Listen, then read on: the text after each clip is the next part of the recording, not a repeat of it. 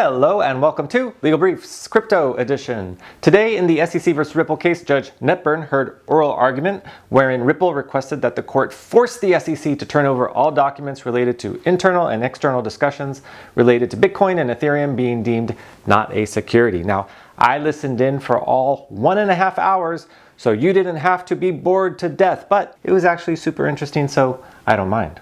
As you may know, the court did not allow any recording of the hearing under threat of criminal sanctions, but I not only broke the law, I actually snuck a video camera into the courtroom just for you. Don't squeal on me, and here is some video of the SEC and Ripple lawyer going at it.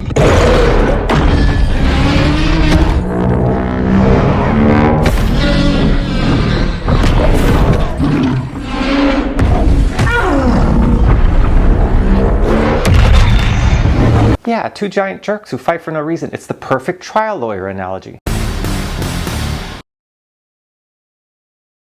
Welcome back, and before we get into it, as you know, this is a legal vlog, so I don't discuss what happened today with the XRP price recently or anything related to XRP trading. This is strictly a serious, factual, legal vlog channel.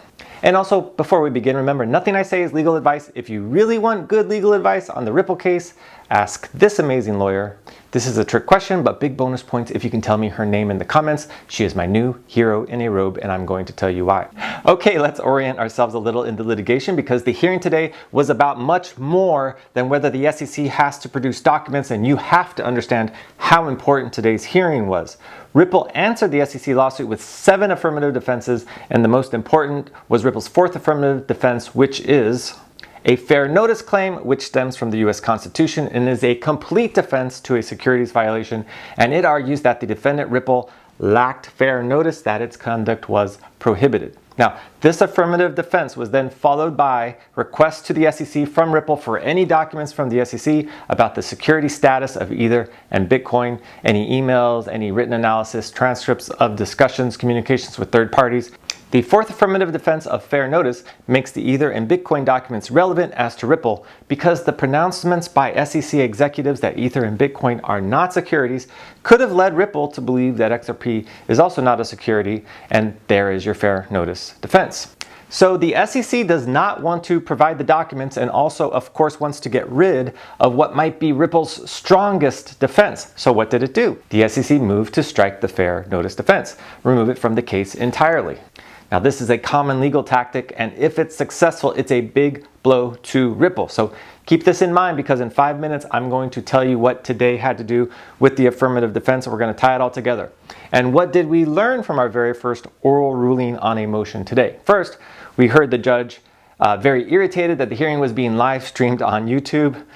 I think she later even warned that the court deputies were trying to figure out who was doing it and they would be subject to criminal sanctions. It's good that over 500 people were interested enough to try and get on the call. We actually maxed out their system at 500, and I think that's a good thing, because I get a sense, a feeling now that the judge knows and understands how important this case is. She's not treating this case like a run-of-the-mill Section 5 case. Now, the first thing during the hearing that jumped out at me is that the judge again referred to XRP as like other cryptocurrencies. She used the word currencies. She has not changed her language that XRP is a currency. But the second thing that was very odd was that she began with the SEC lawyer. Now, usually you would start these hearings with the party filing the motion, which would be Ripple, but she launched straight into 5 very pointed questions to the SEC attorney, and her very first question was to first state that the SEC's argument as to why it did not have to give the requested documents was all based on case law. She called out the SEC on that right away, and it's true, the SEC cited a lot of case authority, especially the Kik Interactive case, in which the judge did not allow Kik to get the same type of discovery, and what the judge said was strong. You might even say brave. She said, reading between the lines of her questions, that although the authority is persuasive, she does not have to follow it, and the SEC better have an independent basis for not providing the documents. Her very first question pointed out what I now think was a big mistake on the SEC's part, by which I'm talking about suing Brad Garlinghouse and Chris Larson personally. Her first question was, did any of the cases you cite, were there any individuals sued?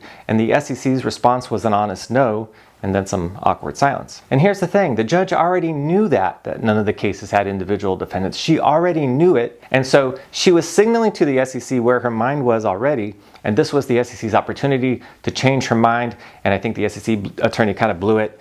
And instead of staying on point with his case authority, the attorney completely veered off point, and he goes to a talking point that the SEC shouldn't have to provide the documents about Ether and Bitcoin because Ether and Bitcoin had no ICO, unlike XRP, which did, and therefore they are obviously different. Now, this is where I feel very confident in the judge, because she saw right through that circular argument right away. She jumped on it and she said, well, then if you were just asking me to decide the entire case then, aren't you? Because if I have to decide before discovery is even finished how XRP is different than Bitcoin, for example, then I'm in effect making a ruling on the entire case.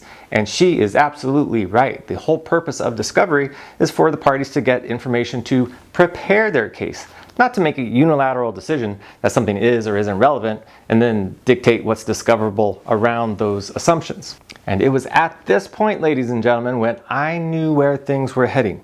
It was also at that point that I knew nothing the party said after that, absent something very surprising, was going to change the judge's mind on the issue, because she already knew exactly how she was going to rule at that 15-minute mark when the SEC didn't zip off a prior case in which individual defendants were involved. You see, absent intervention or questions from the judge, these kind of hearings are like well-orchestrated ballets. The parties move across the floor in orchestrated point and counterpoint. Now, some are more elegant than others. I really think the SEC lawyer lost the beat there at the beginning, although he finished relatively strong. Ripple's lawyer was good, but he was no Matt Solomon. The only really shocking dance move was when the Ripple lawyer almost suggested that Jay Clayton was in bed with the Ethereum people. I think he said that Clayton embraced Bitcoin and Ether, and for a second I thought he was going to take it to that next level, and then he backed off right at the last second, almost. So after 90 minutes, the judge made an oral ruling on the record. That's the first of this court case. She ruled that the SEC must search for and provide all documents related to XRP, Ether, and Bitcoin discussions wherein any third parties were involved. Now, I expected that. The next part of her ruling was a bit of a surprise to me. In the US, we have a fairly strong deliberation privilege for government work. The deliberative privilege is kind of an offshoot of executive privilege that you might have heard President Trump raised during the 2 impeachment proceedings he was involved in. The idea is that if people in the government can't freely communicate about ideas, plans of action, and that sort of thing, without being worried about someone using their thoughts and ideas against them later, we inhibit the function of government, and that's the privilege. So I thought the judge was going to order that no documents with thought process be produced, and she partially did that, but only partially. What she ordered is that no informal things like emails, etc., be produced in regards to Ether and Bitcoin.